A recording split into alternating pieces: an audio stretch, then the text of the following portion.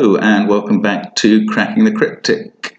Now today, another debut puzzle. I really can't believe how many people write to us and say that they've been inspired by our videos to create a Sudoku for the first time. And I'm really heartened by it. It certainly seems to make it all worthwhile. This one's from Jeremy Butler, who's created a sandwich killer Sudoku. So just to quickly run through the rules of sandwiches and killers, and this one's a partial one and everything. So what Jeremy's done is he's used some givens in the grid, not very many, and most of them sevens, obviously. Some sandwich clues around the outside, which show the sums of the digits between the 1 and 9 in the relevant row or column. So for instance, where we see a 0, the 1 and the 9 in that row must be next to each other. And some killer cages. Now there are two types of cages used. Ones where the numbers are given, and ones where they're not given. Now the numbers will be the sums of the different digits in that cage. There are 3 cages with no numbers given, but I think those cages are all 9 cells long, so the implication there is it's the 9 different digits. They're a bit like extra regions. In fact, the cages could say 45 in the corner, but that's not how Jeremy showed it. So I haven't had a go at this puzzle. I've just transcribed it into our software. I urge you to have a go at it. I'm providing the the link as usual below the video, and I'm going to have a go at it now. So some of the clues, the sandwich clues, are quite interesting, as well as those zeros. There's a 2, a 3 and a 4. Now they're all quite useful numbers because they mean that between the 1 and 9 in that row there is only one digit, 2, 3 or 4. 33 similarly is pretty helpful because it means that there's only one digit outside the 1 and the 9, and it must add to 2. And the reason for that is the numbers from 2 to 8 add up to 35. So to add up to 33, there must be a 2 outside them. And in fact, that's a decent place to start. There must be a 1 or a 9 there, and a 1 or a 9 almost at the end of the row with a 2 outside it. Often the way to go with a sandwich is to mark off the squares that cannot be 1s and 9s. That's a useful beginning in many cases. So let's colour them in this sort of purple colour. Now 28 in this column. The 4 is very useful because, as I mentioned, the 4 has to be just one digit. So the other 1 or 9 has to be either here or here in column 1. The 28 is also fairly useful. It has to have at least the middle 3, can't be the 1 or 9. 28 has 7 outside the 1 and 9. And in fact, because of the 7 in the column already, we know that that will be made up of 2 cells, but we don't know which 2. Could be that one and that one, or those 2 down here, or those 2 up here. This can't be a 1 or 9, can it? Yes, it could be. Yes, it could be. So actually it couldn't be those 2 because that would put a 1 or 9 there. Therefore it's either the top and bottom or the top 2. Fair enough. Doesn't quite help me place a 1 or 9. Now these 17s where the 1 or 9 would begin, they're not all that helpful immediately. So maybe the next thing to do is to have a look at some of the cages. Indeed, maybe I should have done that first. There's a lot of 21 cages down the bottom. This one is interesting. could be a 9 and they'd have to add up to 5, or it could be a 1 and they'd have to add up to 13, so both are possible. Now this 0 means the 1 and 9 are next to each other. There's already a 1 or a 9 in this box. So the 1 and 9, which are together, can't be in the bottom part there.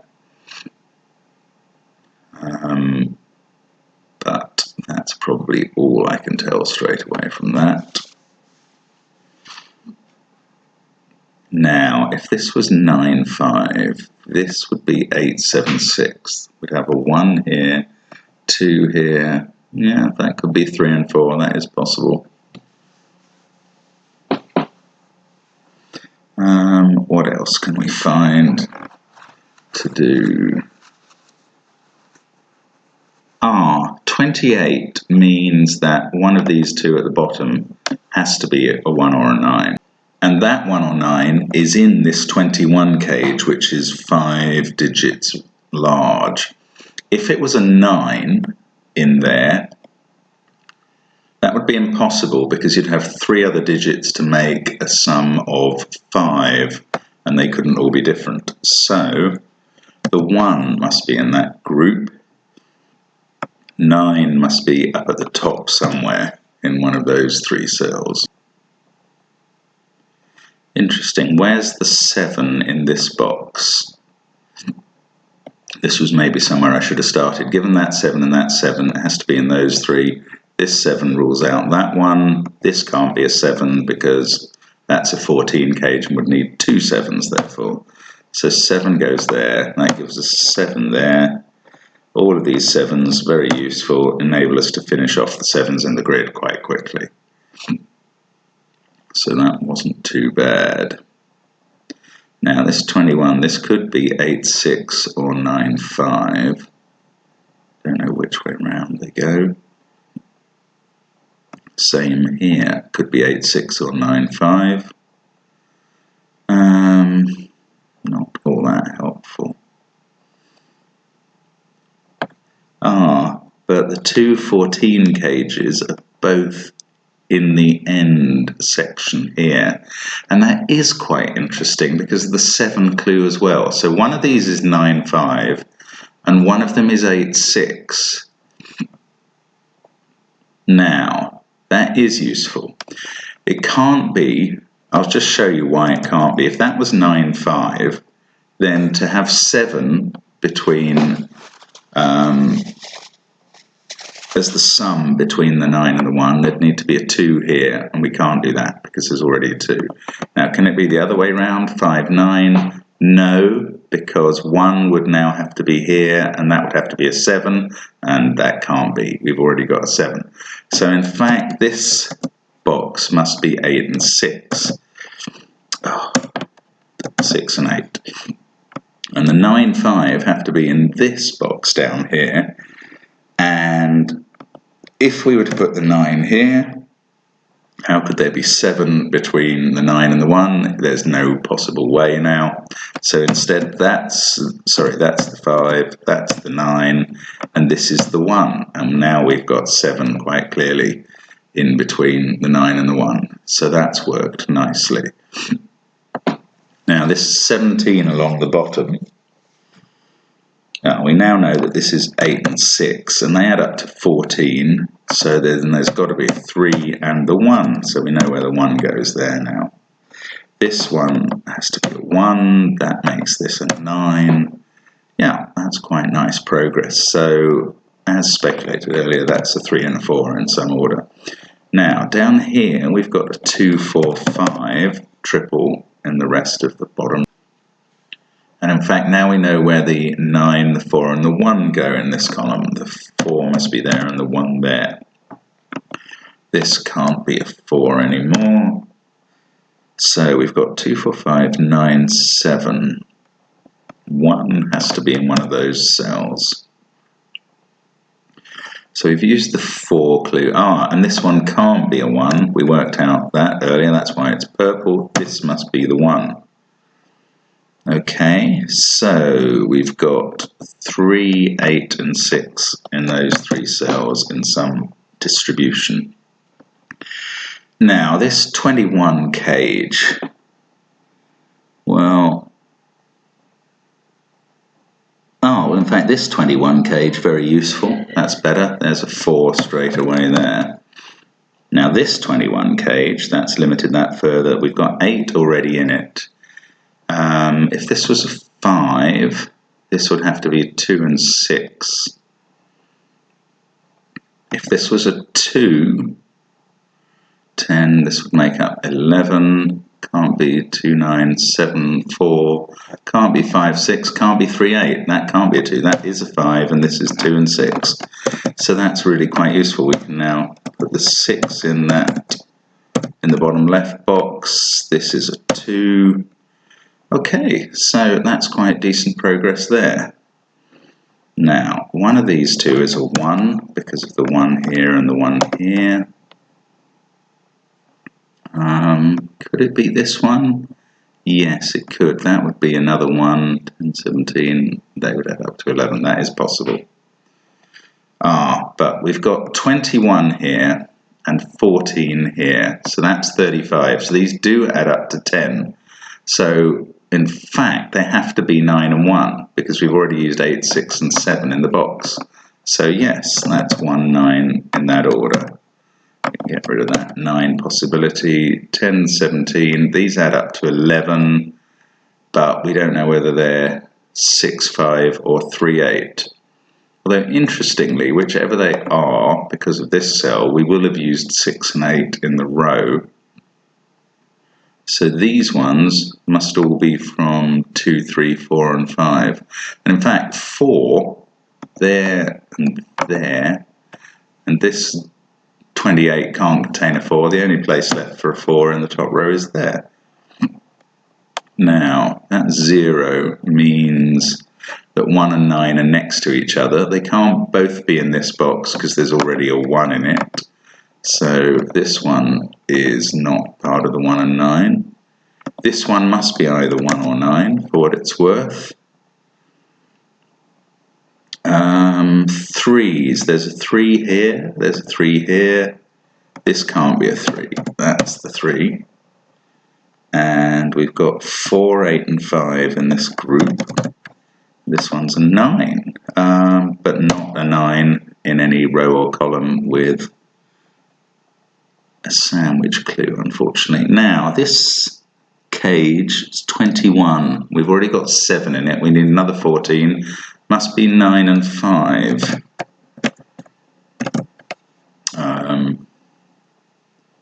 Now, if that was 9, this would have to be 3, this would have to be 1. Yeah, that's possible.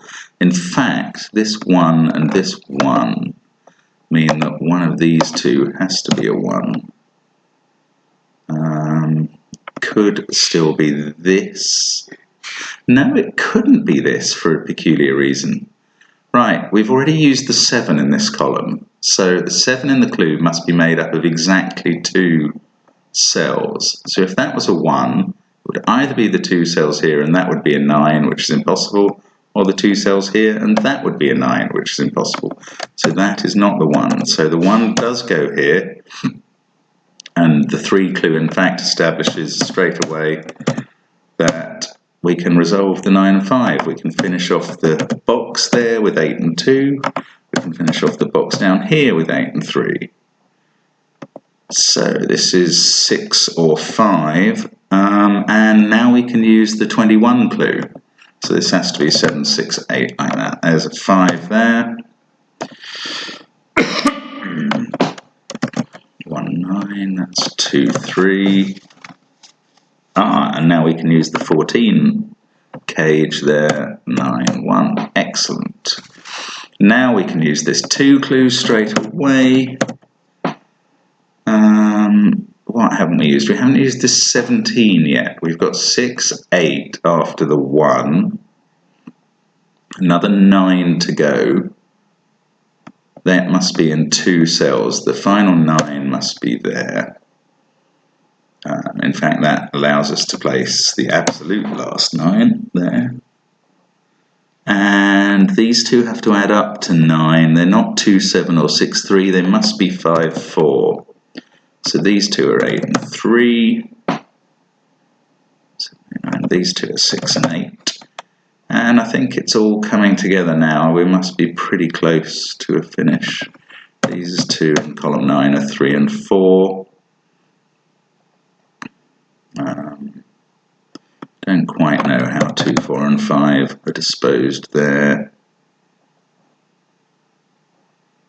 No, we still need a bit of help. So in this column with the 7 clue, 9, the 1 has to be above it. We worked out it was 2 digits to make the 7. Can't be 3 and 4 now, must be 5 and 2. And that allows us to finish off that row.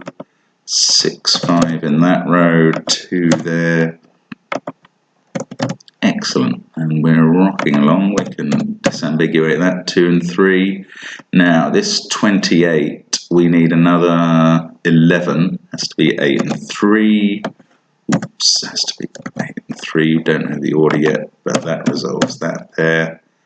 6 and 4 here. Right, so now let's finally, I've barely used these large kind of extra region cages, but this one has to have a 6 in, so that 6 has to be here.